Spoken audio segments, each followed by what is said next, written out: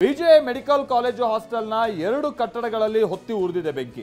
ವಿಮಾನ ಪತನ ಆಗ್ತಾ ಇದ್ದ ಹಾಗೆ ಹಾಸ್ಟೆಲ್ನ ಕಟ್ಟಡ ಹೊತ್ತು ಉರಿದಿದೆ.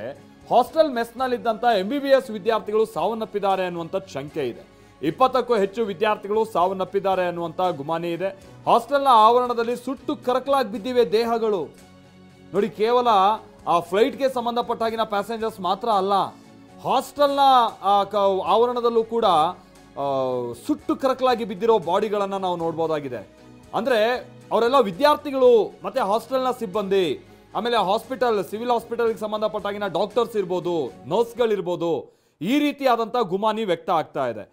ಹಾಸ್ಟೆಲ್ನ ಕೆಲ ಭಾಗವನ್ನ ಕೂಡ ನೀವು ನೋಡ್ಬೋದು. ಅದು ಕ್ಯಾಂಟೀನ್ ಅಂತದ್ದು. ಇಲ್ಲಿ ನಾವು ನೋಡ್ತಾ ಇದೀವಲ್ಲ, ಸುಟ್ಟು ಕರಕಲಾಗಿರುವಂಥ ಕೊಠಡಿಗಳನ್ನ ಗಮನಿಸ್ತಾ ಇದೀವಲ್ಲ, ಕ್ಯಾಂಟೀನ್ ಮತ್ತೆ ಇದೆಲ್ಲ ಬಹುಶಃ ಈ ಡೈನಿಂಗ್ ಹಾಲ್ ಅಂತ ಕಾಣಿಸುತ್ತೆ. ಇದು ನೋಡಿ, ಅಲ್ಲೆಲ್ಲ ಸುಟ್ಟು ಕರಕಲಾಗಿರುವಂಥ ಆ ಪ್ರದೇಶವನ್ನು ನಾವು ನೋಡ್ಬೋದಾಗಿದೆ. ನೋಡಿ, ಹಾಸ್ಟೆಲ್ನ ಒಂದು ಭಾಗ ಹೊತ್ತಿ ಉರಿತಾ ಇತ್ತು ಬಹಳ ಹೊತ್ತಿನ ತನಕ. ಆ ಹೊತ್ತಿ ಉರಿದಂಥ ಭಾಗದಲ್ಲಿ ಸುತ್ತಮುತ್ತ ವಿದ್ಯಾರ್ಥಿಗಳ ಮೃತದೇಹ ಬಿದ್ದಂಥದ್ದನ್ನು ಕೂಡ ನಾವು ಗಮನಿಸ್ಬೋದಾಗಿತ್ತು. ನೋಡಿ ಯಾವ ಮಟ್ಟಿಗಿನ ಅನಾಹುತ ಅಂತ ಹೇಳಿ. ಆಮೇಲೆ ದುರಂತ ನೋಡಿ, ಈ ಸಾವು ಹೆಚ್ಚಾಗಬೇಕು ಅನ್ನೋಂಥ ಗ್ರಾಚಾರ ಹೇಗಿತ್ತು ಅಂತ ಅಂದರೆ, ಬಹುಶಃ ಯಾವ್ದಾದ್ರು ಬೇರೆ ಬಿಲ್ಡಿಂಗೋ ಮತ್ತೊಂದು ಏನಾದರೂ ಯಾವುದು ಗುದ್ದಿದ್ರು ದುರಂತನೇ ಬಿಡಿಯೋದು. ಬಟ್ ಒಂದು ಹಾಸ್ಟೆಲ್ಲು, ಆ ಹಾಸ್ಟೆಲಲ್ಲಿ ಮಧ್ಯಾಹ್ನ ಟೈಮಲ್ಲಿ ಎಲ್ಲ ಸೇರೋದು ಎಲ್ಲಿ? ಊಟಕ್ಕೆ ಅಂತ ಹೇಳ್ಕೊಂಡ್ಬಿಟ್ಟು ಡೈನಿಂಗ್ ಹಾಲು.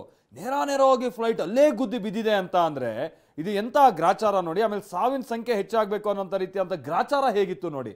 ಭಾಳ ದುರಂತದ ಸಂಗತಿ ಇದು. ಭಾಳ ದಟ್ಟವಾದಂಥ ಹೊಗೆ, ಅಕ್ಕಪಕ್ಕದವ್ರಲ್ಲಿ ಹೋಗೋಕ್ಕೂ ಕೂಡ ಆಗ್ತಾ ಇರಲಿಲ್ಲ.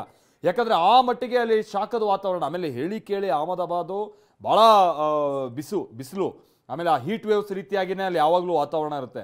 ಅದ್ರ ನಡುವೆ ಈ ರೀತಿಯಾದಂಥ ಬ್ಲಾಸ್ಟ್ ಸಂಭವಿಸಿರೋದು, ಆ ಸನ್ನಿವೇಶ ನೆನೆಸ್ಕೊಂಡ್ರೆ ನಿಜಕ್ಕೂ ಕೂಡ ಭಾಳ ಭಯಾನಕವಾಗಿದೆ ಅನ್ನುವಂಥ ಒಂದು ಊಹೆ ನಾವು ಮಾಡ್ಕೊಳ್ಬಹುದಾಗಿದೆ.